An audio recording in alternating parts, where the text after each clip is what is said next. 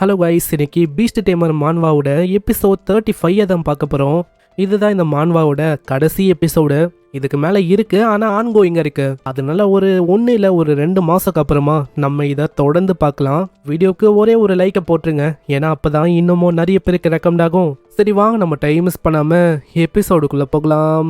எபிக்கோட ஆரம்பத்தில் நம்ம யூ எப்போ அந்த இல்யூஷனை பார்த்தானோ அங்கே அவன் யாருன்னே அங்கே தெரியல. அங்கே 2 பேருமே அம்மா நீ யாரு, அம்மா நீ யாரு இப்படின்னு அங்கே 2 பேருமே மாற்றி மாற்றி கேட்குறாங்க. அங்கே மிங்குக்கும் என்ன பண்ணும் தெரியல. அட அக்கா அண்ணா 2 பேருக்கும் என்ன ஆச்சு? இவரு நம்ம யூ, நீங்கள் எங்கள் அக்கா. ஆமாம், இவங்க 2 பேருமே என்ன அவங்களோட மெமரி இழந்துட்டாங்களா என்ன? அப்புறம் தான் ஆளுக்கு ரியலைஸ் ஆகுது, மிங் நீ நினைக்கிற மாதிரிலாம் ஒன்றும் இல்லை. அங்கே 2 பேருக்குமே என்ன ஆச்சு அப்படின்னு புரியல. அவங்களும் இன்னமும் அந்த கையை பார்த்து தான் யோசிக்கிறாங்க, எப்படி வித்தியாசமாக ஒரு விஷயம் கனெக்ட் ஆச்சுன்னு. சரி ஏதோ ஒன்று, இதை பற்றி அப்புறமா யோசிக்கலாம். அங்கே அக்காவும் யூ ரொம்ப நன்றி, என் சிஸ்டரோட ஃபோபியா அதை நீ தான் குணமாக்கியிருக்க. நீ தான் எங்கள் ஃபேமிலிக்கு ஒரு மிகப்பெரிய ஹீரோ மாதிரி. சீனியர் உங்கள் கையில் இப்போ அடிபட்டிருக்கு, நான் வேணா ஹீல் பண்ணுறேன். ஆனால் இதை கேட்குற அவங்களுக்கு புரியல, இந்த ஹீல் பண்ணுறியா? அப்புறம் நம்ம ஹீரோ அவனோட சில்வர் அங்கே எடுக்கிறான். அந்த பிளான் டைப்பில் இருக்க பீஸ்டும் வெளியில் வர அதை பார்த்து அவங்க ரொம்ப ஷாக் ஆகுறாங்க. ஒரு மித்திக்கல் ஏன்ஷியன் பிளட் லைனில் இருக்க அந்த சோல் வெயின் அதுவா இது? பரவாயில்ல, உங்களுக்கு கூர்மையான கண்கள் இருக்கு. இதே மாதிரி அவங்க கை ஹீல் ஆகுது. உடனே அவங்களும் ஒரு கோல்டன் கார்டை கொடுக்குறாங்க. இந்தா, இது எங்கள் ஃபேமிலி ஸ்டோரோட ஒரு கார்டு தான். இது மூலமாக என்ன வேணுமோ உன்னால் தாராளமாக ஃப்ரீயாக எடுத்துகிட்டு போக முடியும். ஆனால் அதுக்கு நீங்கள் இந்த அளவுக்கு பண்ணணும் அப்படின்லாம் இல்லை. யோ தயவு செஞ்சு மறக்காமல் இதை ஏற்றுக்கோ. எங்கள் ஃபேமிலியோட ஒரு கிராட்டிடியூட் தான் இது. அதே மாதிரி உனக்கு ஏதாச்சும் உதவி வேணுமா தாராளமாக எங்களை எந்த டைம் ஆனாலும் காண்டாக்ட் பண்ணலாம். சரி நீங்கள் எவ்வளோ கேட்கும் போது ஏற்றுக்கிறேன் சீனியரி. அங்கே ஆளும் யோசிக்கிறான், இது ஒண்டி நாவலாக இருந்தா ஹீரோ லவ் பண்ணுற ஒரு கூலான சிஸ்டராக இவங்க இருந்திருப்பாங்க. அங்கே சீனியர் சிஸ்டர் அப்படின்னு சொன்னோடனே அவங்க இரும்புறாங்க. நம்ம ஆளுக்கு புரியல.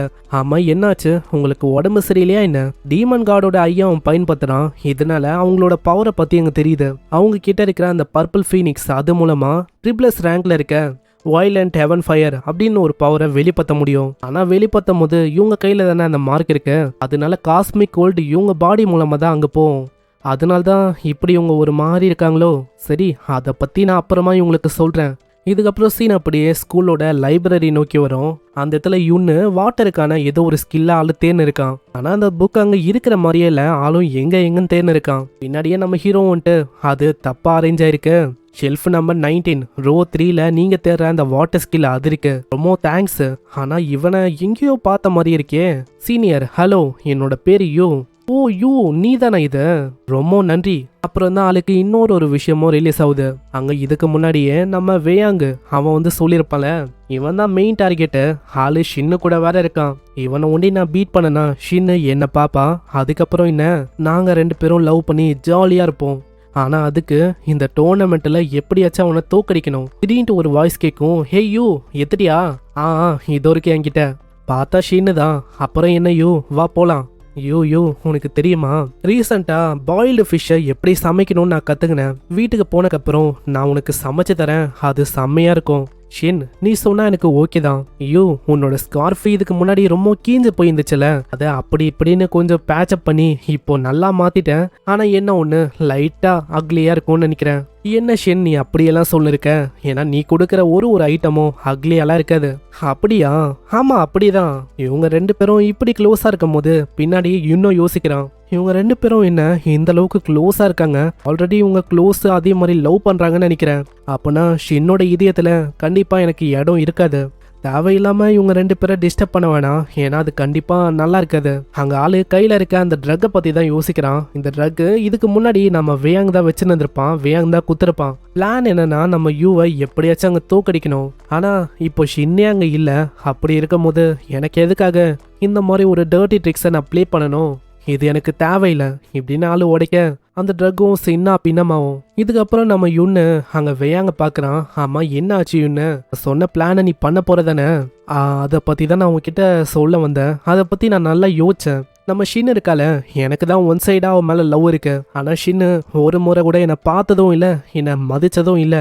அதனால என் மேல லவ் இருக்கலாம் வாய்ப்பே இருக்காது. அதே மாதிரி இந்த யூ இருக்கால, அவன் ரொம்ப ஸ்ட்ராங்கு. இந்த யூவும் ஷின்னும் இப்போ க்ளோஸா இருக்காங்க.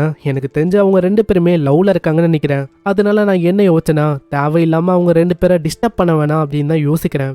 அதே மாதிரி சண்டையை பத்தி சொன்னா நான் கேவலமா அந்த மாதிரிலாம் சண்டை போட போதில்ல, ஜெயிச்சாலும் தோத்தாலும் என்னோட உழைப்புல சொந்தமா அங்க ஜெயிக்கணும் இல்ல தோத்து போகணும் இப்படின்னு தான் நான் ஆசைப்படுறேன். அதனால என் ஆளை விடு சாமி, நான் வந்து போறேன் இப்படின்னு சொல்லிட்டு இன்னும் போயிடறான். ஆனா அங்க வியாங்கு ரொம்ப கடுப்பா இருக்கு, ஏதாச்சும் பண்ணியே தீரணும் அப்படின்னு தான் ஆளு யோசிக்கிறானே. வேற வழியில கோஸ்ட் லேடி நீதான், இதுக்கப்புறம் பிளான் பியை செயல்படுத்தணும்னு நினைக்கிறேன். அங்க கோஸ்ட் லேடி அப்படின்னு மீன் பண்றது அம்பல்லாவோட இருக்கால அவதான். உடனே அந்த கோஸ்ட் பொண்ணு சொல்றான், வேயாங் நீங்க கவலையே பட வேணாம், என்னால எல்லாத்தையுமே பாத்துக்க முடியும். ஆனா நீங்க நல்லா நோட் பண்ணுங்க, சைட்லயே ஒரு பையன் இருக்கான், அந்த பையனை பார்க்க நம்ம ஹீரோவோட முகத்தோட லைட்டா அங்க மேட்ச் ஆகும். பக்கத்துல இருக்க இந்த பையன் இவன் யாரு, லார்ட் வேயாங், இவன் தான் என்னோட நியூவான பார்ட்னரு. ஆனா என்ன ஒண்ணு, ஆளு வீக்கு, ஆனா வேலையை கச்சிதமா முடிப்பான். பிளானை வெறுமா ஆரம்பிக்கணும் அவ்வளவுதான். சரி, எனக்கு நீ என்ன பண்ணுவ அதெல்லாம் எனக்கு தெரியாது, உன்னை வச்சு நான் பிளானையே போட்டேன், ஆனா பிளானையே இப்போ வேலைக்கு ஆகல, அதனால உன்னோட கதையை முடி. அதே டைம்ல நம்ம அவனையும் நீ மாட்டி வேணும், அவ்வளவுதானே, பிளானு பக்காவா போவோம். அதனால நீங்க தாராளமா என்ன நம்பலாம். அங்க பக்கத்துல இருக்க பையனும் கவலையே படாத, கண்டிப்பா உன்னோட பேரு புகழ் எல்லாத்தையுமே நான் நாசமாக்காம விட மாட்டேன் இப்படின்னு இவங்க ஏதோ ஒரு பிளானை போட்டிருக்காங்க. இதெல்லாம் தெரியாம நம்ம ஹீரோ ஒரு டேட்டிங்க்கு வந்திருக்கான். ஷின் என்ன பண்ணிருக்க, இந்த மீட்டை சாப்பிடு, அப்பதான் நம்ம ஃபியூச்சர் பசங்க ஹெல்த்தியா இருப்பாங்க, அதனால நல்லா சாப்பிடு. நீ இந்த மாதிரிலாம் ஜோக் பண்ணனா கண்டிப்பா நான் இதுக்கப்புறம் உங்ககிட்ட பேச மாட்டேன், அதுக்கப்புறம் நான் உன்னை இக்னோர் பண்ண ஆரம்பிச்சிருவேன். சரி சரி, இதுக்கு மேலேயும் கெட்ட ஜோக் எதுவுமே நான் அடிக்க மாட்டேமா. ஆனா திடீர்னு ஏதோ ஒரு விஷயம் உனக்கு பயங்கரமா நோட்டீஸ் ஆகுது, என்னால ஒரே கிளான்ஸ்ல சொல்ல முடியுது. இப்போ யாரோ ஒரு டார்க்கான பீஸ்ட் டேமர் இங்க வந்திருக்கான், அவனோட ஆரா அது என்னால ஃபீல் பண்ண முடியுது. இதுக்கு முன்னாடி அந்த டாங் அந்த பையனோட அப்பா வேங்க இருப்பாருல, அவரு தான் ஒரு டார்க் பீஸ்ட் டேமரா இருந்தாரு. அவரோட கதையை நான் முச்சிட்டேன். ஆனா இப்ப யாரு புதுசா, அந்த கில்டுல இருக்க அந்த பர்சனோட கதையை முச்சவுனே அமைதியா தான் எல்லாமே இருந்துச்சு. ஆனா இப்ப என்ன, அவங்க திரும்பவும் வந்துட்டாங்களா என்ன? சின்ன இங்கே சாப்பிடு, நான் ஒரு கால் பண்ணிட்டு வரேன். இதுக்கப்புறம் நம்ம ஷின்னு லேப்ல இருக்க அந்த லேடிக்கு கால் பண்றான். நம்ம ஷின்னு கிட்ட இவங்க நம்பர் எப்படி இருக்கும்னா குயின் மூலமா அங்க கிடைச்சிருக்கோம். ஷின் சொல்லு ஷின், என்ன விஷயம்? ரைவன், உங்ககிட்ட ஒரு முக்கியமான விஷயத்த நான் ரிப்போர்ட் பண்ணணும், சொல்லு என்ன விஷயம்? அது என்னன்னா, ரீசெண்டா ஒரு டார்க்கான பீஸ்ட் டேமரோட ஆராவை சென்ஸ் பண்ண. ஆமா, நீ என்ன சொல்ல இருக்க, உண்மையிலேயே வா? ஆமா, இங்கதான் பக்கத்துல எங்கேயோ இருக்காங்கன்னு நினைக்கிறேன், அங்கேயாரு, நான் இதோ வரேன். அவ்வளவுதான், அவங்களும் காஸ்டியூம் எல்லாம் மாத்திட்டு பக்காவா மாறுறாங்க. அப்புறம் தான் இவங்களோட ஐடென்டிட்டியை பத்தி தெரியுது. இவங்க இம்பீரியல் ஆர்கனைசேஷன்ல ஒரு பிளாக் ஹை பிரீஸ்டா இருக்காங்க. அந்த ஆர்கனைசேஷன்ல ஒரு பெரிய பதவி தான் இது. எனக்கு திரும்ப ஓவர் டைம் பண்ணுமா? இதுக்கப்புறம் சீன் அப்படியே அகாடமியை நோக்கி வரும். அங்க யுன்னு நந்து வரும்போது எனக்கு என்னன்னு தெரியல, ஒரு மாதிரி தூக்கமா வர மாதிரி இருக்கு. இதுக்கு காரணம் வேன் கொடுத்த அந்த சரக்கு, அதானா அது ரொம்ப ஸ்ட்ராங்கா இருக்கு, எனக்கு ஒரு மாதிரி இருக்கு. அங்க பின்னாடியே அந்த கோஸ்ட் பொண்ணு வந்துட்டு, நீதான் மாஸ்டர் யுன்னா? ஆமா, நான் தான் யுன்னு, நீங்க யாரு? அது போதும். இப்படி அங்க சொன்ன அத்த செகண்டே காது துண்டாவுது. ஆமா, நீங்க யாரு, உங்களுக்கு என்ன வேணும்? தம்பி யூன், உனக்கு புரியலையா இன்னமோ? நாங்க இங்க வந்தது உன்னோட கதையை முடிக்கணும்னு சொல்லிதான். யூன் அவன் பீஸ்ட வெளியில வர வைக்கிறதுக்கு கூப்பிடுறான், ஆனா வெளியில அது வரவே இல்லை. ஆமா, என்ன ஆச்சு, எதுக்காக என் லைன் பீஸ்ட் வெளியிலேயே வரல? அப்புறம் தான் ஆளுக்கு புரியுது, இதுக்கு காரணம் நம்ம வேயாங்கு, அவன் தான். இந்த ட்ரிங்கை குச்சிக்கினே நம்ம பேசலாம் அப்படின்னு அவன் சொல்லியிருப்பான். நான் அந்த டைம்ல சுத்தமா யோசிக்கல, ஏன்டா இப்படி இவன் சொல்லிருக்கான்னு. ஆனா இப்பதான் எனக்கு புரியுது, அந்த ஒயின்ல பாய்சன் இருந்திருக்கு. அங்க திடீர்னு கோஸ்ட் பொண்ணும், உன்னால முடியும், சீக்கிரம் அதை பண்ணு. என்னது, யூவா? பின்னாடியே அந்த கோஸ்ட் பொண்ணு கூட இருக்கிற அந்த பர்சனும் நீடில வச்சு முதுகுலே குத்துறான். சாரி சீனியர் யூன், நான் இதை பண்ணி ஆகணும். இது நீயா? எல்லாமே உன்னோட பிளானா? எதுக்காக நீ என்ன கொல்றதுக்கு பாக்குற? சாரி சீனியர் யூன், நீங்க உயிரோட இருக்கிற வரைக்கும் அந்த இடத்துல ஜெயிக்கிறதுக்கான வாய்ப்பு அது ரொம்ப கம்மியா இருக்கும். அதனால நான் இப்படி பண்ணனா, மத்தவங்களை பொறுத்த வரைக்கும் ஏதோ ஆக்சிடென்ட்டா நீ இறந்து போயிட்ட இப்படின்னு தான் எல்லாருமே யோசிப்பாங்க. ஆனா உண்மை அது கிடையாது. நீ பண்ணது சரியே இல்ல, இந்த விஷயத்த கண்டிப்பா நான் அகாடமிக்கு சொல்ல போறேன், அதுக்கப்புறம் உன்னோட கெட்ட விஷயம் எல்லாமே வெளிவரும். ஆனா இதை கேட்கிற அவங்க ரெண்டு பேரும் அமைதியா இருக்காங்க. அங்க இருக்கிறது உண்மையான யூவும் இல்ல, இந்த கோஸ்ட் பொண்ணு கூட ஒரு பையன் வந்திருப்பால, அதே பையன் தான். இதுக்கப்புறம் நம்ம யூக்கும் அங்க யூன்னு மூலமா ஒரு மெசேஜ் வந்திருக்கும், அதுக்காக ஸ்கூல் முன்னாடி வெயிட் பண்றியான்னு. அது ஏன் எதுக்கு அப்படின்னு நாங்க தெரியல. நம்ம ஹீரோவும் அதுக்காக வெயிட் பண்ணிருக்கான், யுன்னு வருவான்னு. கரெக்டா அந்த டைம்ல யுன்னும் வரான். யுன்னுக்கு அங்க அடிபட்டிருக்கும், மூச்செல்லாம் பயங்கரமா வாங்குறான். சீனியர் யூன், என்ன ஆச்சு, ஏதாச்சும் பிரச்சனையா என்ன? நீ திரும்பவும் என்ன கொல்றதுக்காக எவ்வளவு தூரம் வந்துட்டியா சேஸ் பண்ணி? என்னது சேஸ் பண்ணியா?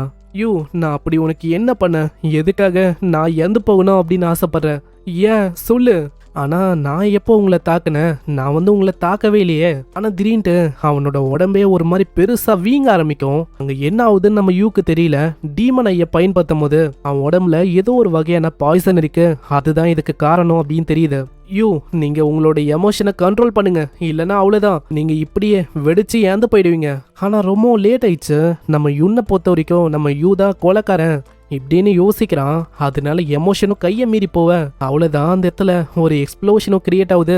எல்லா ரத்தமும் யூ மேலேயும் அக்கம் பக்கத்துல அப்படியே பரவ ஆரம்பிக்குது. அங்க இது எல்லாமே கேமரா மூலமா ரெக்கார்ட் ஆயிருக்கும். அங்க இத வேற ஒரு 3 பேர் பார்த்துட்டு, ஐயோ யூ கொன்னுட்டான், இந்த யூ இவன் வந்து ஒரு கொலைக்காரன், அட இருங்க நான் வந்து யாரையுமே கொல்லல இப்படின்னு நம்ம யூ சொல்ல இங்கே அந்த ஒட்டுமொத்த சீசனும் முடியுது. என்ன ஒரு கிளிஃப் ஹேங்கரா இருக்குல்ல. எனக்கு என்ன ஒரு கடுப்பான விஷயம்னா, இந்த மான்வாவோட சாப்டர்ஸ் இருக்குல்ல, இது ரொம்ப பொறுமையா வரும். வாரத்துக்கு 2, மாசத்துக்கு 1 அந்த மாதிரி. அதனால சாப்டர்ஸ் வரட்டும், ஒரு 2 மாசம் கழிச்சு இல்ல 3 மாசம் கழிச்சு பார்க்கலாம். ஆனா இந்த மான்வா உண்மையிலேயே ஃபன்னா இருந்துச்சு, அதே மாதிரி ரொம்ப இன்ட்ரெஸ்டிங்காகவும் இருந்துச்சு. நம்ம யூக்கு இதுக்கப்புறம் என்ன ஆக போகுது, ஏன்னா நம்ம யூ வேற இங்க மாட்டிக்கினான். கேமரா எவிடன்ஸ் இதெல்லாம் வச்சு பார்த்தா நம்ம யூ தான் கொன்ன மாதிரி இருக்கு. அதனால நம்ம யூக்கு சீசன் 2ல ஒரு பெரிய தண்டனையும் கொடுக்கப்படும் நினைக்கிறேன். பார்க்கலாம் நம்ம யூ அங்க என்ன பண்ண போறான். அதே மாதிரி அந்த டோர்னமெண்ட் அதுல ஆளு என்ன பண்ண போறான். ஏகப்பட்ட கேள்விகளுக்கான பதில் அது எதுவுமே இதுல சொல்லல. மிஸ்டீரியஸா இருக்கு. எல்லாத்தையுமே 1 by 1 சாப்டர்ஸ்